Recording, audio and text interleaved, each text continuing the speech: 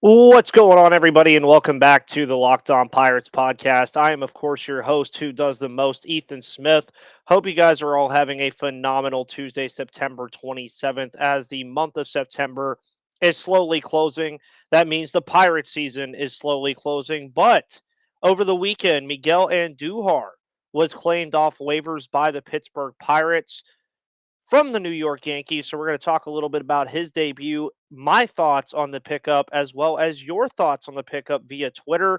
We're also going to talk about the middle infield shapeup for 2023 and why it has a very, very strong chance to be the best strength of this team heading into spring of 2023 and the offseason, and more on today's episode of Locked On Pirates. Thank you, of course, for tuning into this podcast. As you always do, you guys are phenomenal. It's going to be a very fun off season. We're going to be doing player grades, who I think the Pirates should be targeting in the off season, stuff like that. Today's episode is brought to you by BetOnline.net. More on them later. But with that said, let's get into today's episode, everybody. You are Locked On Pirates, your daily Pittsburgh Pirates podcast. Part of the Locked On Podcast Network, your team every day.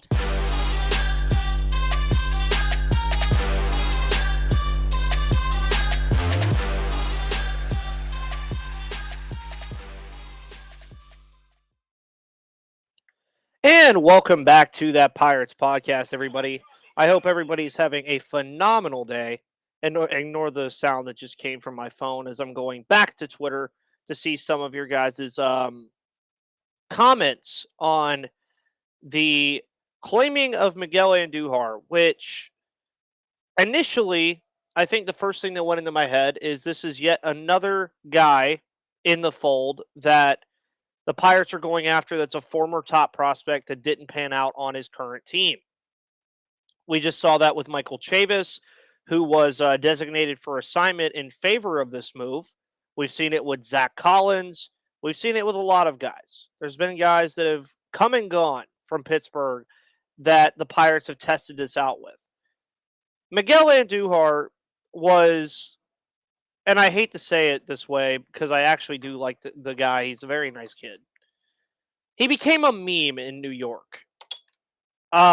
He was basically the guy, along with Gleyber Torres, that Yankees fans would say, let's go trade for this superstar and use Gleyber Torres and Miguel Andújar. Obviously, that was never going to happen. They were never going to trade for Juan Soto using those two guys. But Andújar, for what it's worth, was a guy that, as I mentioned at one point, was a top 100 prospect in 2018. And he's getting a fresh start here with the Pittsburgh Pirates. And NJ.com spoke with Andújar, and he said, I'm super happy to be here. When I heard the news, I was happy to come here. It's really exciting. The thing we want to watch, and that's really what happens here, is guys do come here looking for a fresh start. You saw it with Tyler Anderson. You saw it with Jose Quintana. Over the past year or so, you saw it with Michael Chavis, who I was hoping would end up on a playoff team, but apparently um, he will not be eligible to be in the playoffs for a playoff team, but I'd love for him to get on one somehow. But Andújar, I think the pickup is fine. I don't see any negative to picking him up here. There's potential there with Miguel Andújar. Now, what I will say is I hope that he's not the only thing they think about potentially at first base. I do hope that they address that position of need in the offseason as they should. I think that's something that they will do. And I wouldn't mind a platoon of Andújar and another guy over there. I think that's something that has a lot of potential. It's something that the Pirates should look forward to. And do I expect Miguel Andújar to do anything crazy over this last week and a half or so? No. Last night against the Reds in the 8-3 win, which saw the Pirates score 6 of those 8 runs in the 7th and 8th inning, he was 1 for 3. He had an RBI, he had a run, he had a walk. He struck out once. He had a fine game. He had 5 plate appearances, got on base 3 times. Or twice, sorry. You'll take that. I think it's fine. He was batting in the 3-hole, which I also agree with. I think if you pick him up, what's the point of picking him up unless you're going to think about taking him to arbitration as well as seeing what you got from the guy. I like it for the most part. I'm not going to be bitter about it and say that they're just picking up another guy that was a former top prospect that won't pan out. Maybe he does pan out here. Maybe he does. He's 27 years old. He's still in the prime of his career. He's batting .232 with a .540 OPS this year. It's not great, but it has room for improvement next year. And more importantly, he's a right-handed bat that the Pirates needed very badly. They needed this a while ago. This is a move I wish they would have made a while ago. They've needed this for a good minute. But we're going to get into, and before we get into your guys' thoughts about the Andújar pickup, I do want to recap this game last night. Man, what a game from Oneil Cruz yesterday. No RBIs, but 4 for 5. The offense itself just had a very good game. Ke'Bryan Hayes, Jack Sawinski, Ben Gamel, Kevin Newman, Miguel Andújar, and Brian Reynolds, along with Oneil Cruz, all factored into the offense that had 13 hits last night. Roansy Contreras only pitched 4 innings with 2 strikeouts, 2 earned runs, and 2 hits. The bullpen did fine, except Robert Stevenson giving up a run in 1 inning of work. It was a pretty good game for the Pirates. It was their 57th win of the year. They're 57-97, but of course, the biggest takeaway I had from it was they pitched fine, and the offense picked up the pitching. The offense, after Contreras left, gets 2 runs in the 5th, 4 runs in the 7th, 2 runs in the 8th inning, 13 hits overall. This is all I want to see from this team in these final couple of games. Just have some offensive mindset that says, let's go out there and hit the baseball and play well. They did that last night. I enjoyed the win. And we're going to take a look at tonight's game before we, again, get into your thoughts about Miguel Andújar as Oneil Cruz following his 4-hit outing. We will see 2 young up-and-coming pitchers tonight in Hunter Green and Mitch Keller on the mound in Pittsburgh. The Pirates, of course, appear to be favored in this game, actually. Minus 116 at a minus 1.5 run line with a minus 115 money line. The over-under is set at 7. So we'll see how things pan out for the Pirates against the Reds tonight. I would like to see a series sweep. It would be very nice.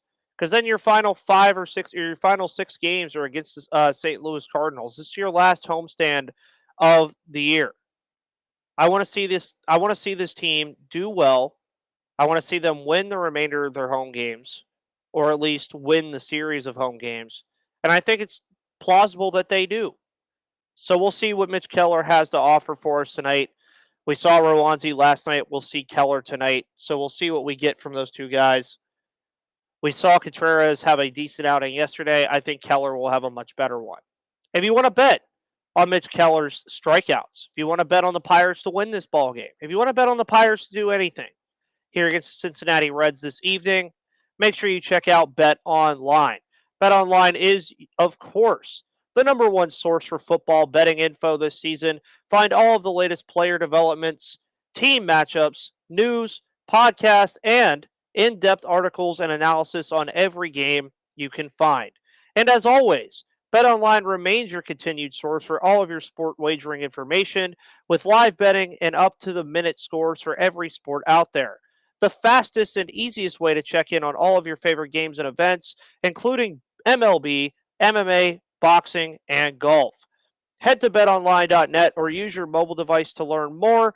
And BetOnline, of course, is where the game starts. If you're also on YouTube right now, you can see BetOnline on the bottom ticker. Awesome people over there. Make sure you show them a lot of love. Thank you guys, of course, for tuning in to the Locked On Pirates podcast, as you always do. Make sure you follow me on Twitter at MVP_Ethan or at Locked On Pirates for all of your coverage of the Pittsburgh Pirates, the minor leagues, and baseball news. So I asked on Twitter this morning, I asked everybody to give me their thoughts on the Andújar claim, and of course that they would be featured on today's episode. Joshua Frois, I wouldn't mind if they did it earlier, but it happening this late in the season makes me think he'll be on the roster for the majority of next season. I'm afraid this is going to be Yoshi 2.0. I'm here to tell you right now, Joshua, Miguel Andújar, even though his play does not speak to it that often, is a much better player than Yoshi Tsutsugo. He offers more than Yoshi Tsutsugo. He's a better defensive player, in my opinion. He's a right-hander versus the left-hander, something the Pirates have needed for a while. And he has some pop to him. So did Yoshi. But I do think this is not a Yoshi 2.0 situation. I think Andújar offers way more than Yoshi ever did. And I think that, for what it's worth, I don't think that they're asking for Andújar to be like some crazy guy. I think at best on this team, he's a platoon first baseman or a quality bench bat. At best. At worst, they send him to arbitration in the offseason. They sign him, they bring him back for 2023. It doesn't work out. Oh well, move on. There's a lot of fuss being made about this signing. At worst, he just ends up right where he was before, designated for assignment. Pirates hardly lose any money. They don't really block anybody prospect-wise, and we all move on. That's at worst. At best, you're getting a quality bench bat or a platoon first baseman that's going to give you quality at-bats. We'll see how the offseason goes for him. That's more of what I'm going to be paying attention to, is how he gets acclimated to the team in the offseason rather than right now. Pitt Panther. As long as that isn't their only attempt at addressing first base / DH for next year, I like it. There's some potential there, but most likely he sucks, so they need to bring in other options, and that is where I agree 100%. I'm not going to say he sucks. He's not great, but I do agree that hopefully this is not their only attempt at shoring up first base and DH next year. I could see Rodolfo Castro being a primary DH next season. I think that role suits him very well. He's a switch hitter. He's played very well down the stretch of the year, and we're going to talk about that here in a little bit. But I like what I've seen from Rodolfo Castro. I've enjoyed it a lot. I wouldn't mind Andújar as a DH either, but I do think the role for Castro fits a little bit better. And it gets interesting with Rodolfo Castro, but we'll get more into that later. Andújar, as a DH, he could profile as one, especially against lefties. I think that would be his primary spot for him, would be to be a DH against lefties and pinch hit against lefties and pretty much bat against lefties at all times. I think he has a very good shot at doing that, and I think he will do it very well. Hoyt MC. My feeling is, why not take a chance? He probably won't pan out, but it's worth a try. Probably won't, but if it works out, great. If not, move on. Pretty much the sentiment that I shared before. If he works out, you punched a lottery ticket and won $5 on a $1 lottery ticket. If it doesn't work out, the Pirates are in the same spot as they were before with first base. That's why I say that they need to go out and extend more offers to other options at first base in the DH spot. One being Josh Bell, maybe, if he decides to leave San Diego. I would love a Josh Bell reunion in Pittsburgh. I think Josh Bell coming back to Pittsburgh would be phenomenal for this team, especially the fact that he's a switch hitter that could help from both sides of the plate, and he's a major league first baseman, something that the Pirates have gotten glimpses of with Michael Chavis, but not anything crazy that we've seen from him at all. But yeah, I again see Andújar as the type of guy that's going to need help at first base if he's playing over there. He's not going to do well against righties, so I would like to go see them get a quality lefty option, not some BS. Like, go get an actual quality left-handed first baseman in free agency or by trade. Use some of these prospects if you want to, and we'll see how it works. So most of your guys' thoughts are around the same. You're just saying the same thing differently. No, nothing wrong with that. sharing your sentiment, and I'm agreeing with most of your sentiments. Sergeant Stinkminer, I am tired of signing washed-up players while trading away our good players. This sentiment was also brought up almost immediately when Andújar was claimed that the Pirates are just picking up scraps from other teams and not keeping their good players. I'm here to tell you that the Pirates do this kind of thing because of what we're going to see next year, when you're going to see your top prospects all coming up. Quinn Priester, Andy Rodriguez, Henry Davis. You're going to see Connor Scott. You're going to see Michael Burrows. You're going to see Cody Bolton. You're going to see a lot of these guys. That's why these good players get traded. Jameson Taillon hasn't exactly been lights out in New York. Joe Musgrove has been in San Diego, but that was a change of pace that he needed. Josh Bell hasn't been that great in Washington or San Diego. A lot of these good players that the Pirates trade have not panned out well on their other teams. Clay Holmes has fallen off a cliff in New York. Adam Frazier didn't do anything when he was traded to San Diego, and now he's in Seattle. A lot of times you have to look at how these guys pan out to the team that the Pirates trade them to. Not a lot of times for these guys crazy. Tyler Anderson last year for Seattle was fine. He's not even on the team anymore. He's in LA. Jose Quintana's having a good outing right now with St. Louis. But not every time that the Pirates trade one of these good players to another team do they immediately pan out. So why not get the lottery chip tickets like a Malcolm Nunez or a Miguel Andújar or a Johan Oviedo? Might as well. It's better than holding on to guys that aren't going to re-sign with you anyway. Vargs in the hodgepodge of nothingness says no different than any of the other former highly regarded prospects we've claimed. Stopgap at best. So I've seen this brought up that Andújar is a stopgap option and was a better stopgap option than Chavis. There's a possibility there. But I do think if he performs well enough, he will eventually end up being a quality bench bat on this team when it is contending again. That is something that I could see the Pirates playing into. I do think it's something the Pirates should play into.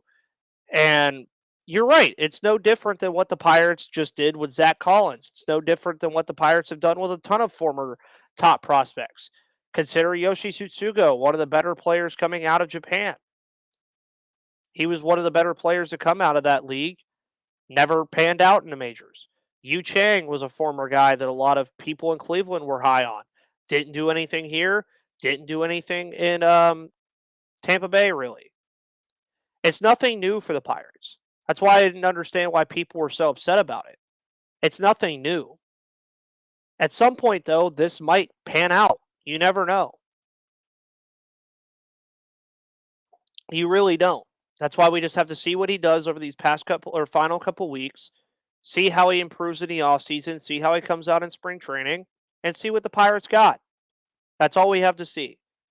Alex, with the Twitter tag at Minka__, says I'd compare it to my initial thoughts when the Steelers signed Dwayne Haskins. I expect nothing, but know there's potential. I like that comparison. Of course, rest in peace to Dwayne Haskins. But the Pirates doing this does kind of pair in comparison to that. Dwayne Haskins was a guy that where he was in Washington was not working out. So the Steelers traded virtually nothing for him and took him under their wing, and he was improving.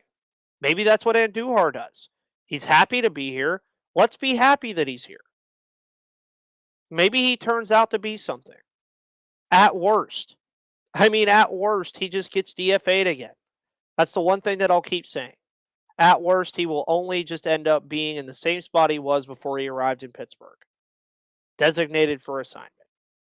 Chris Austin says, someone I wanted the Reds to go after for 2 years. Even if it doesn't work out, show me a higher quality lottery chip. I agree. Andújar, of the lottery chips that would be available, is one of the better ones. He's one of the ones that I'm happy the Pirates at least are getting a look at. And that's all that this is. It's a look at a guy that was a former top 100 prospect who potentially could turn into something, but does he turn into something? We don't know. That's the biggest thing that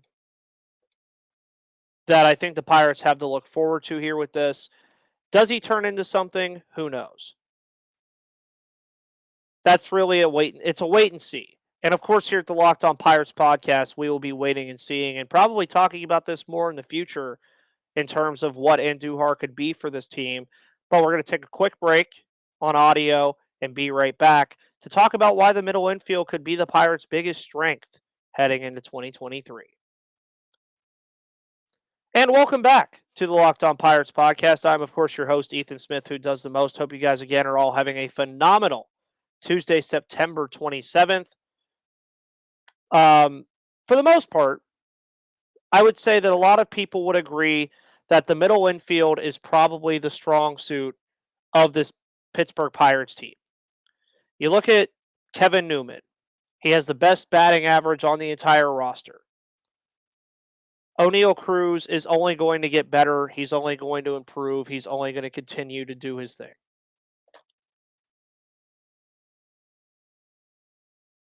Rodolfo Castro has done a phenomenal job this season as a switch hitting power bat. You can then add Nick Gonzalez, Leover Peguero, Ji-Hwan Bae to that fold. But here's the question that I ask when it comes to Ji-Hwan Bae, Peguero, and Gonzalez. Who do you bench out of O'Neal Cruz, Kevin Newman, and Rodolfo Castro? O'Neal Cruz adds his own element to the game that you have to keep. Rodolfo Castro is a switch hitting bat that is going to be helpful in any scenario. Kevin Newman brings you stellar defense that not too many teams have at that position. And it's good to have because here's the thing. The defensive shift is getting banned next year. So you're going to want a guy who's strong defensively out there. So do you really bench Kevin Newman, Peguero, or Kevin Newman, Castro, or Cruz for Peguero, Gonzalez, or Bae? Why I say the strength of the Pirates is going to be that middle infielder, why it will be one of their biggest strengths in 2023. Look at the names I just named. Nick Gonzalez, Leover Peguero, and Ji-Hwan Bae would be the fourth best options in a middle infield for the Pirates in 2023 if everybody stays healthy. That's nuts. That's not counting that you have one of the best defensive third basemen in baseball and Ke'Bryan Hayes. And on certain days when Hayes needs a day off, Castro has proven he can play third. So then you could stick one of those. You could have Castro, Cruz, and Newman all out there at the same time while DHing one of those four guys like a Ji-Hwan Bae or a Miguel Andújar or Nick Gonzalez or Leover Peguero. The middle infield is loaded. I don't know if you guys noticed that. But with the emergence of Rodolfo Castro, the quality play of Kevin Newman, it's not just a shot in the dark anymore that Leover Peguero and Nick Gonzalez are just going to come up here and take over. We've already seen it with Ji-Hwan Bae. Where does he fit in? It's something to look at. It really is. It's something to really take in account that the middle infield for the Pirates, as long as it stays healthy, is going to be the one part of the team that they don't have to worry about. I'd even go as far as saying the outfield is going to be a strength next year. You're going to have Reynolds, Sawinski, Mitchell, Cannon Smith, and Jigba all out there. Maybe even Diego Castillo at some point. But then you're also going to be adding guys probably throughout the season like a Matt Frazier, like a Connor Scott, like a Travis Swaggerty. There's a lot of names going on in the position players. That's why I said I really hope that most of their emphasis gets put towards the pitching staff. And even then, they're going to have options there. Zach Thompson is still an option. JT Brubaker is an option. Keller and Contreras are going to be there. Luis Ortiz is an option. Johan Oviedo is an option. Then you're going to add Quinn Priester, Cody Bolton, and Michael Burrows to that fold. The biggest thing that I could tell everybody going into this offseason, the Pirates have options. They do. Should that stop them from signing quality free agents? No. They should still sign quality free agents to make this team better. But I'm not saying go overkill and sign guys that are going to stop some of these prospects from coming up. You're also, I think, going to see some trades this year in the offseason. I think you're going to see the Pirates make a trade or two with some prospects to trade for like a starting pitcher or to trade for a first baseman. It's going to be a fun offseason, and I'm going to be here for the ride. Guys, thank you so much for tuning into the Locked On Pirates podcast, as you always do. Follow me on Twitter right there, at MVP_Ethan or at Locked On Pirates for all of your coverage of the Pittsburgh Pirates, the minor leagues, and baseball news. The playoffs are slowly approaching, so make sure you check out Locked On MLB with Paul Francis Sullivan. He will have everything you need to know about the playoff races and the postseason all the time.